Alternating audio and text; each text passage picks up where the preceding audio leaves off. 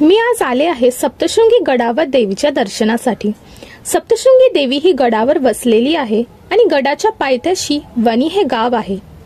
वणी गाव हे नाशिक जिल्ह्यामध्ये येते। तर देवीच्या दर्शनासाठी गडावर कसे जायचे, रोपवेचे किती तिकीट आहे, प्रसादालयाची वेळ काय आहे, भक्त निवासामध्ये राहण्याची सोय कुठे होते आणि त्याचे चार्जेस काय आहेत, गडावर बघायला अजून काय आहे आणि प्रवासाचा, राहण्याचा, जेवणाचा आणि फिरायचा साधारण किती खर्च होतो, ही सर्व माहिती मी तुम्हाला या एका व्हिडिओमध्ये देणार आहे। त्यामुळे हा व्हिडिओ शेवटपर्यंत नक्की पहा। त्याआधी जर तुम्ही माझ्या चॅनलवर नवीन असाल तर चॅनलला सबस्क्राइब करा, लाईक करा आणि आपल्या मित्रमंडळींना, नातेवाईकांना शेअर देखील करा। चला तर सुरू करूया। आम्ही पहाटे 5:42 ची दादरवरून तपोवन एक्सप्रेसमध्ये बसलो आणि सकाळी 9:15 नाशिक रोड रेल्वे स्टेशनला पोहोचलो। नाशिक स्टेशनच्या बाहेर आल्यावर तिथे बरेच खाण्याचे स्टॉल्स आहेत। तर इथे आम्ही नाश्ता करून मग आमच्या पुढच्या प्रवासाची सुरुवात केली। रेल्वे स्टेशनच्या बाहेर आल्यावर राईट साइडला अगदी जवळच नाशिक रोड बस स्टँड आहे। तर नाशिक रोड बस स्टँड वरून सप्तशृंगी गडावर जायला इथून डायरेक्ट बस नाहीये। गडावर जाण्यासाठी कुठल्या बस क्रमांकाने तुम्हाला तिथे जावं लागेल याची सविस्तर माहिती मी तुम्हाला इथे सांगणार आहे। रेल्वे स्टेशन वरून बस नंबर 266 ने 30 रुपयाने सीबीएस बस स्टँडला जाऊ शकतात आणि सीबीएस बस स्टँड वरून गडावर जायला इथून एसी आणि नॉन एसी असे 2 एसटी बसेस आहेत। एसी बसचं तिकीट इथून 170 रुपये आहे आणि नॉन एसी बसचं 135 रुपये आहे। हा एक मार्ग झाला आणि दुसरा मार्ग म्हणजे स्पेशल रिक्षाने तुम्ही गडावर जाऊन दर्शन घेऊन तिथून रिटर्न येऊ शकतात आणि त्याचा खर्च साधारण 2000 रुपये येतो। अजून तिसरा मार्ग म्हणजे रेल्वे स्टेशन वरून बस नंबर 210 ने दिंडोरीला जाता येते आणि त्याचे तिकीट 35 रुपये आहे। नंतर दिंडोरीवरून गडावर जाण्यासाठी बऱ्याच एसटी बसेस आहेत आणि तिथून एसी बसचे 70 रुपये तिकीट आहे आणि नॉन एसी बसचे 35 रुपये तिकीट आहे। तर आम्ही या मार्गाने गडावर गेलो। तसेच सीबीएस बस स्टँड वरून शेअर टॅक्सीज मिळतात जे 130 ते 150 रुपये पर सीटने सप्तशृंगी गडावर नेतात। आता आम्ही इथे गडावर सप्तशृंगी गड बस स्टँडला 12:30 वाजता पोहोचलो। साधारण 2 ते 2.5 तास लागतात नाशिक रोड ते गड पोहोचायला। बसमधून उतरल्यावर अगदी समोरच आम्हाला देवीचं मंदिर दिसलं। तर गडावर जाण्यासाठी इथे रोपवेचीही सोय करण्यात आली आहे आणि पायऱ्यांनीही जाता येते। तर आम्ही आता रोपवेने जाणार आहोत, पण जर तुम्हाला पायऱ्याने चढत जायचं असेल तर त्यासाठीही आम्ही पुढे या व्हिडिओमध्ये माहिती दिलेली आहे। रोपवेने जर जाणार असाल तर इथे मोठ्या बॅग्स अलाउड नाहीयेत, तुम्ही छोटी बॅग कॅरी करू शकतात। आमच्याकडे मोठी बॅग होती म्हणून आम्ही इकडच्या एका पूजेच्या शॉपमध्ये बॅग ठेवून पुढे दर्शनाला निघालो। हे बघा, इथे पूजेचे बरेच शॉप्स आहेत। इथे कोणत्याही शॉपमध्ये बॅग ठेवता येते आणि इथे ओटीचेही सामान मिळते। तर असेच आम्ही या शॉपमध्ये इथे बॅग ठेवली आणि मग आम्ही पुढे दर्शनाला निघालो। हे पहा, आता आपण इथे रोपवेला आलो आहोत। या बाजूला रोपवेचे तिकीट काउंटर आहे आणि त्याच्या बाजूलाच त्याची एंट्रीचे गेट आहे। मोठ्यांसाठी रोपवेचे 120 रुपये तिकीट आहे आणि वय वर्ष 12 पर्यंत लहान मुलांसाठी आणि 75 वरील लोकांसाठी 60 रुपये तिकीट आहे। रोपवेची वेळ पहाटे 5:45 पासून ते रात्री 9:15 पर्यंत असते। इथे आम्ही रोपवेचे तिकीट काढले आणि आता आम्ही आत चाललो आहोत। आत त्यांनी एक छोटासा मॉल तयार केला आहे। इथे खेळण्यांची, खाण्याची, पूजेच्या सामानाची बरीच दुकानं आहेत। तर या मॉलमध्ये साधी ओटी 100 रुपयाला मिळते आणि साडीची ओटी 500 रुपयापासून सुरू होते। आम्ही इथे ओटीचे सामान घेतले आणि आता आम्ही चाललोय रोपवेकडे। तर इथे रोपवेसाठी 2 मिनी ट्रेन्स आहेत। एका फेरीमध्ये 60 जण जाऊ शकतात आणि ट्रेनच्या एका कोचमध्ये 10 जण। रोपवेने अगदी 2 ते 3 मिनिटात आम्ही गडावर पोहोचलो।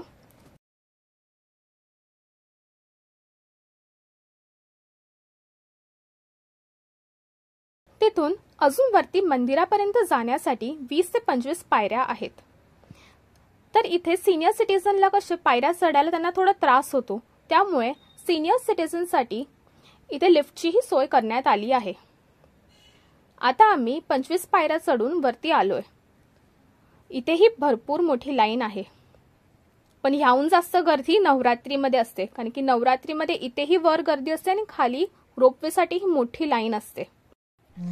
इथे मंदिरावरून समोर मार्कंडेय पर्वत दिसतो। असं म्हणतात की या पर्वतावर मार्कंड ऋषीने वास्तव्य केले होते, म्हणून या पर्वताचे नाव मार्कंडेय पर्वत असे पडले। सप्तशृंगी देवीचे मंदिर 3.5 शक्तिपीठांपैकी अर्धे शक्तिपीठ आहे। असे मानले जाते की देवीने महिषासुराचा वध केल्यानंतर या पर्वतावर वास्तव्य केले।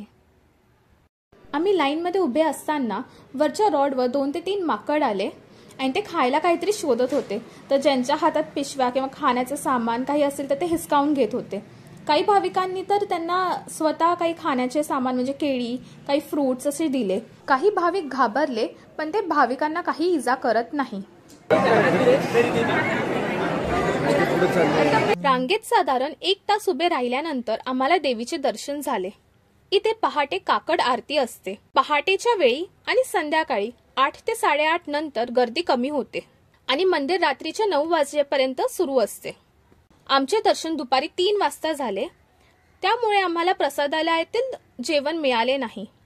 प्रसादालयाची वेळ सकाळी 11 वाजल्यापासून ते 2:30 वाजेपर्यंत आहे आणि संध्याकाळचे ते 7 ते 9 असे चालू असते। तिथून आम्ही रोपवेने परत खाली आलो मोठ्या हॉलमध्ये। इथे तुम्ही बघू शकता बरेच खाण्याचे स्टॉल्स आहेत आणि इथे सगळ्या प्रकारचे व्हेज फूड मिळते।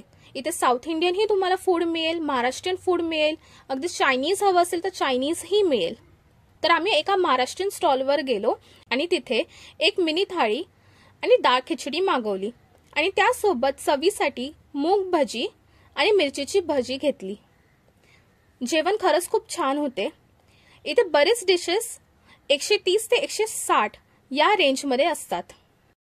जेवण झाल्यावर हॉलच्या परिसरातच लहान मुलांसाठी एक छोटा अम्युजमेंट पार्क तयार केला आहे। इथे तुम्ही बघू शकता विविध प्रकारचे गेम्स इथे ठेवले आहेत। इथे वॉटर पूल आहे, बुल राईड आहे, बॅटरी कार, क्राउन ट्रेन आणि ट्रॅम्पोलिन असे 5 गेम्स आहेत। तिकिटाचे दर इथे 50 ते 100 रुपये आहे। हे बघा इथे मुलं किती आवडीने हे गेम्स खेळत आहेत।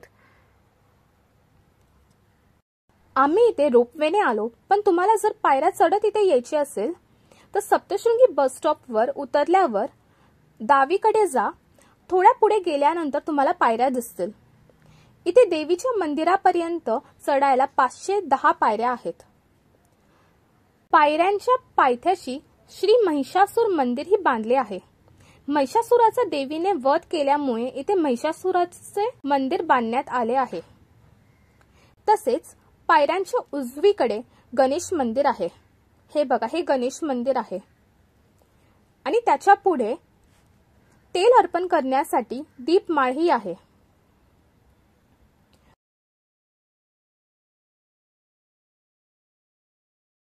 आणि बाजूलाच ज्यांना जावळ काढायचे असेल तर त्यांच्यासाठी जावळ काढण्यासाठी जागाही उपलब्ध केली आहे।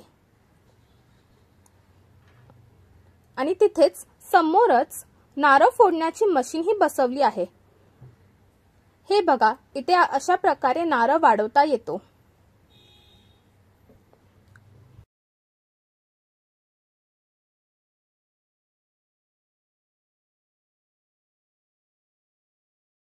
त्यानंतर आम्ही सप्तशृंगी ट्रस्टच्या भक्त निवासात राहण्याचे ठरवले। संध्याकाळचे 4:30 वाजले होते। हवेत थोडा गारवाही जाणवायला लागला होता। बाहेर सगळीकडे हिरवगार आहे। तुम्ही बघू शकता इथे आजूबाजूला किती मोठे मोठे डोंगर दिसत आहेत, त्यामुळे खूप प्रसन्न वाटत होते इथे। आणि आम्ही इथे नोव्हेंबरच्या महिन्यात आलो आहोत, त्यामुळे थोडीशी थंडी जाणवत आहे। आम्ही तसेच तिथून बस स्टँडच्या दिशेने गेलो।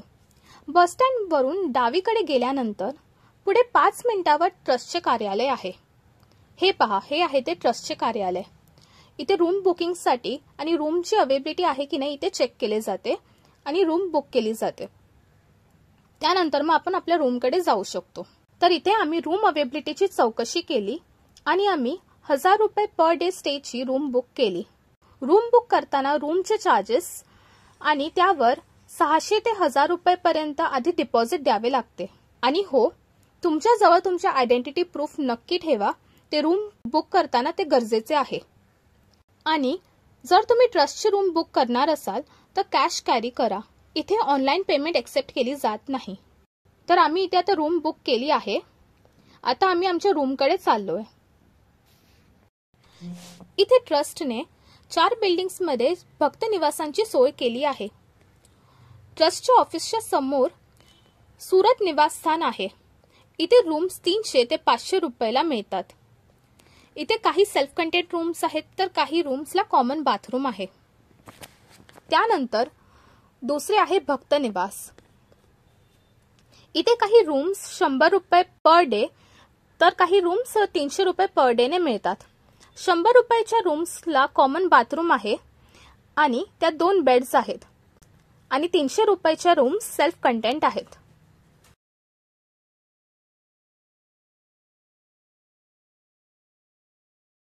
हे होते दुसरे भक्त निवास. आता आपण जाऊया तिसरे भक्त निवासाकडे. ते आहे कुदळे भक्त निवास. इथे 5 बेडची रूम ₹1000 मध्ये मिळते आणि सगळ्या रूम सेल्फ कंटेंट आहेत. आम्ही ही रूम बुक केली आहे. तुम्हाला ही रूम कशी आहे ते मी दाखवते. हे पहा, इथे 5 बेड्स आहेत आणि रूम पण बघा किती स्वच्छ आहे. समोरच खिडकी आहे आणि या बाजूला बाथरूम आहे. हे पहा, बाथरूम ही किती स्वच्छ आहे. इथे गरम पाण्यासाठी गीझर नसल्या कारणाने रूम्सचे रेट कमी आहेत.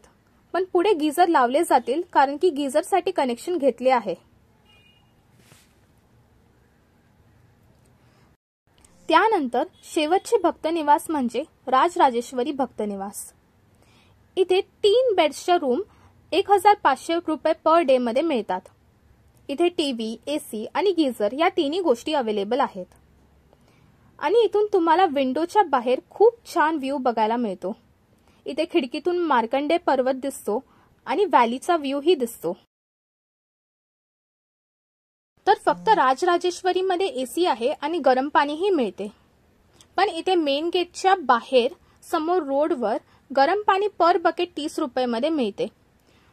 आणि जर रूमवर हवे असेल तर पाण्याचे ₹40 घेतात. भक्त निवासाच्या परिसरात एक जनरल स्टोअर देखील आहे. ते 24 तास सुरू असते. हे पहा, हे आहे ते जनरल स्टोअर. आणि प्रसादालय ही भक्त निवासाच्या परिसरातच आहे. त्यानंतर आम्ही असेच बाहेर परिसरात फिरायला गेलो. हवेत गारवाही थोडा वाढला आहे. आता रात्रीचे 8 वाजले आहेत आणि आम्ही जेवणासाठी मग प्रसादालयामध्ये गेलो. हे पहा, इथून सरळ गेल्यानंतर प्रसादालयाची बिल्डिंग आहे. आता आम्ही आलो आहोत प्रसादालयाचे कुपन्स घ्यायला. इथे समोर प्रसादालयाचे कुपन्स मिळतात. इथे ₹20 मिनी थाळी आणि ₹60 VIP थाळी मिळते. आम्ही VIP थाळीचे कुपन घेतले. VIP थाळीमध्ये एक गोड पदार्थ, पापड, कढी आणि पुलाव हा एक्स्ट्रा असतो. प्रसादालयामध्ये VIP चे प्रसाद पहिल्या मजल्यावर मिळते आणि मिनी थाळी ग्राउंड फ्लोअरवर मिळते. ही आहे VIP ची थाळी. ह्याच्यामध्ये जसं तुम्ही बघू शकता 2 भाज्या आहेत, एक गोड पदार्थ आहे, पुलाव, पापड, कढी आणि लोणचं पण आहे. फक्त पापड सोडून सर्व पदार्थ इथे अनलिमिटेड आहेत. तर जेवण झाल्यानंतर मग आम्ही रूमवर झोपायला गेलो. सकाळी 6:30 वाजता आम्ही खाली आलो आणि इथे सकाळच्या वेळेत भक्त निवासाच्या परिसरात बाहेर फिरायला खरंच खूप बरे वाटत आहे. इथे पक्ष्यांचा किलबिलाटही ऐकू येत आहे. खूप थंडगार वातावरण आहे आणि खूप प्रसन्नही वाटत आहे. नंतर आम्ही बिल्डिंगच्या मागे गेलो. हे पहा, इथे बिल्डिंगच्या मागे आल्यानंतर तुम्हाला इथे समोर खूप मोठी व्हॅली आणि मार्कंडे पर्वत ही दिसतो. हा व्ह्यू खरंच खूप सुंदर आहे.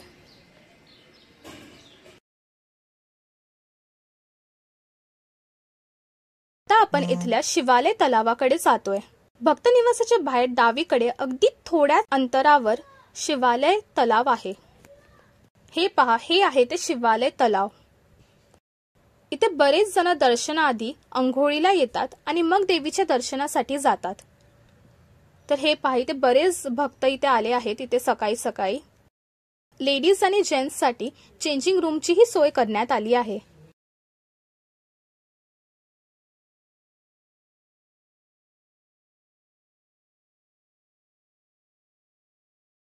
तलावाच्या पुढे सिद्धटेक कडा आहे। आता आम्ही सिद्धटेक कडा येथे जात आहोत। हा पहा, हा आहे सिद्धटेक कडा। इथे तुम्ही बघू शकतात, इथे आई आणि मुलाच्या मूर्तीची स्थापना केली आहे। या आईची अशी माहिती आहे की तिने देवीजवळ नवस केला होता की मला मुलगा झाल्यानंतर मी सिद्धटेक कडेवरून बैलगाडीवरून कडेलोट होईल। ती कडेलोट झाली तरी तेव्हा ती सुखरूप राहिली। असं म्हणतात की देवीनेच तिला वाचवले आहे, म्हणून तिची आणि तिच्या मुलाची मूर्तीची इथे स्थापना केली गेली आहे। आणि हे पहा, इथे बऱ्याच भक्तांनी इथे बैलगाडीही आणून ठेवली आहे। याच्या पुढे चालत गेल्यावर मार्कंडे कडा येतो। आम्ही आता तिथेच चाललो आहोत। हा पहा, इथे इतका मोठा रस्ता आहे आणि त्या टोकाला मार्कंडे कडा म्हणतात। इथे खास करून लोक हा व्ह्यू पॉइंट बघायला येतात। आम्ही इतक्या पुढे गेलो नाही, कारण की आम्हाला इथूनच इतकं सुंदर दृश्य दिसलं आणि आम्ही सकाळी आल्यामुळे आम्हाला इथे सूर्योदयही बघायला मिळाला। इतकं सुंदर दृश्य होतं की आम्हाला इथून निघावंसं वाटत नव्हतं। तुम्ही इथे आल्यानंतर मार्कंडे पर्वताचा व्ह्यू बघायला नक्की या। इथून तुम्हाला गडावरचे देवीचे मंदिरही दिसून येईल।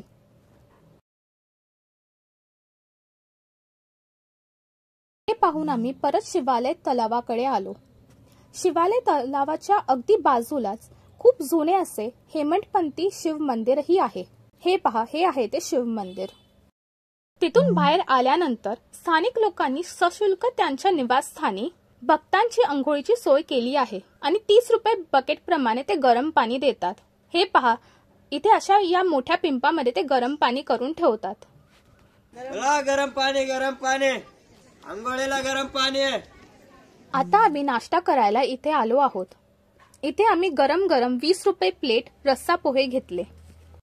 नाश्त्यानंतर चहा घ्यायला आम्ही भक्त निवासाच्या मेन गेटच्या अगदी बाजूला एक चहावाला आहे, तिथून आम्ही चहा घेतला। चहा खरंच खूप छान होता। आलं टाकलेला इथे गरम गरम चहा आम्ही घेतला, खूप बरे वाटले।